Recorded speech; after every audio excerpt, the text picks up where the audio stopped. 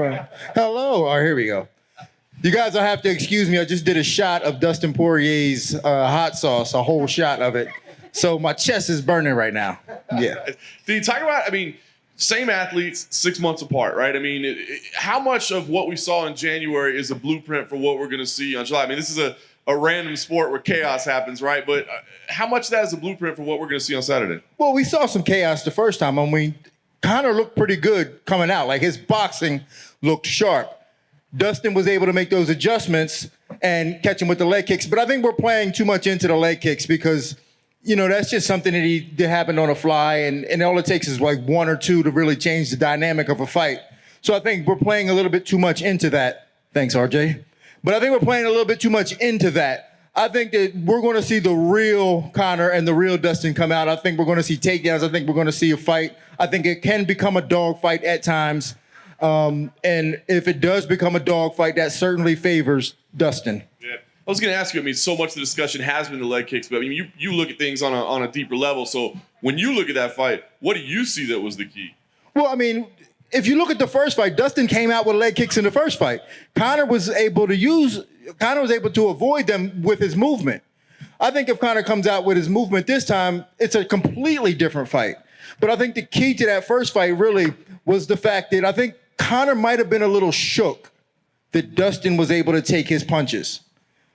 Conor relies on being able to hurt people. In a sense, he's kind of a bully in fights. He relies on being able to hurt people and get people shook. And the fact that Dustin was able to take his punches and continue to fight him and stand up to him, I think that shook Conor a little bit. You saw in his face, he was a little shook. Yeah, obviously you know a thing or two about Dustin. What is it about him right now? He's been doing this game for so long, but it feels like he's peaking right now. Like there's something special about him right now. What is it about Dustin right now that's making him so successful? Well, what it comes down to is really confidence and being comfortable in your own skin.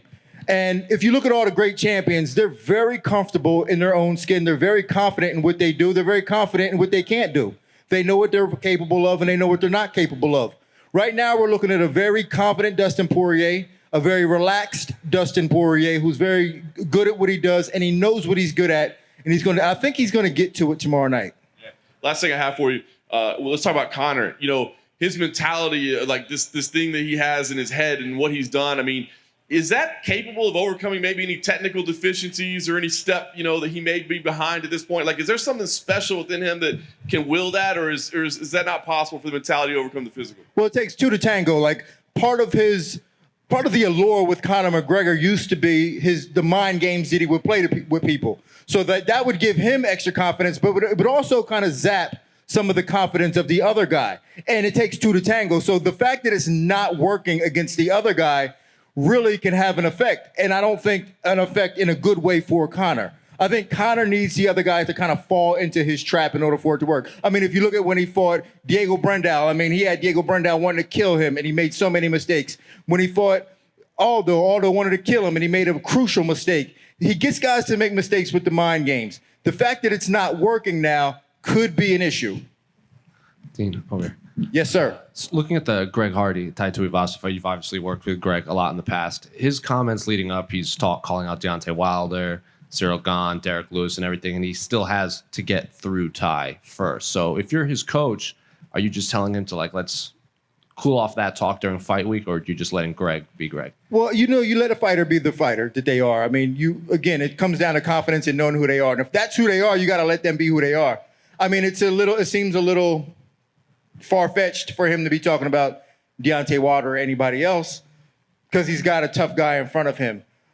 So let's see what he does. Let's see how he reacts. I haven't worked with Greg since his last fight, so I don't know, but I know he's working with Rashad Evans, and Rashad Evans is a genius. His track record is proven. So let's see what he comes up with. I know Greg is a very fast learner, so let's see how he does. Speaking of Rashad, he said he wants to come out of retirement, possibly fight Logan Paul in boxing. What do you make of that whole situation? Listen, as long as these guys come out of retirement and do those, these crazy boxing matches, that's fine. But when they come out of retirement and do Bare-Knuckle, to me, that's, Bare-Knuckle is a graveyard for MMA fighters. It's crazy. Just don't let them come out and do that.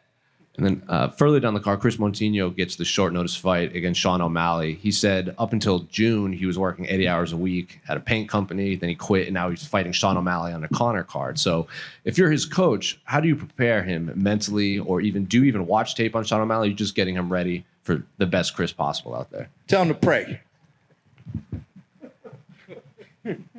Din over here. Yes, sir. Din, at my house, we love the weigh-in shows. They're a big staple, but I want to know, why is there always so much cheating on those, man? Because Daniel Cormier is a cheater. Everyone knows this. That boy will cheat on anything. Daniel Cormier is a bona fide cheater. Did he cheat today? Did he cheat today? Come on now. From the moment the camera was on to the moment it was off, the boy was cheating. On a more serious note, a couple months ago, we spoke with one of your athletes, Jillian Robertson, and asked what makes Din Thomas different as a coach. And she said that compared to other coaches, he doesn't really teach us much, one size fits all, as much as what works specifically for you. That seems like it's very simple, but she said that's something just very special to you. Why do you think that's not more common in coaching? Well, because it's not more common in coaching, because the dynamic of the structure of the way MMA has always been has been a team environment.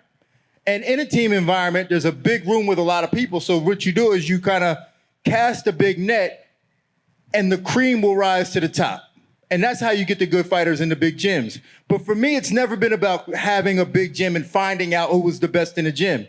To me, it was about relationship and developing fighters, which is why I split from American Top Team, and I'm only working with Jillian and a few other fighters so that I can have a relationship and try to develop them. And in order to do that, it's a lot of work, a lot of scientific work in terms of study, analysis, and really trying to put it together for them. Thank you. Way In the back. Hi there, Din. So a couple of years ago, we saw Dana induct Vinny Pazienza into the Nevada Boxing Hall of Fame, someone that you know. Vinny's someone who just never seemed to get his flowers, even though he's five-time champion. Who in UFC do you think that people need to be paying attention to now and actually giving their flowers to? Seem to fly under the radar a little bit in these big fights. To be honest with you, I'm going to tell you, I think Kamaru Usman is that guy. I think that he's often overlooked, but I think he's a great fighter. I mean, he's been able to beat everybody they put in front of him, and each time it's been more impressive. And the fact that everybody's saying that Wonderboy is the hardest matchup for him is a discredit to Usman's ability to really adapt in fights and be a better fighter. So I think that's a discredit to Usman to say, oh yeah, Wonderboy is the key to beating him. But we don't know that because they've never fought. And when has Usman not been able to adapt to an opponent and put him away? So I don't even know where that basis is. So I think Usman is the guy right now who I think people sleep on the most. I have a question. Oh, not the pink suit guy.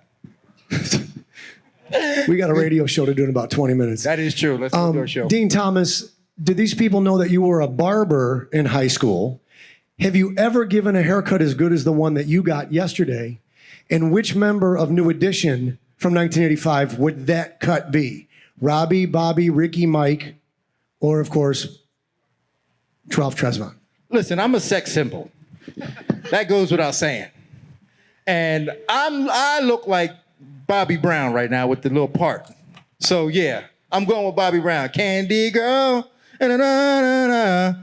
Look at the girl in the back dancing right behind John Morgan. Getting it. Yeah.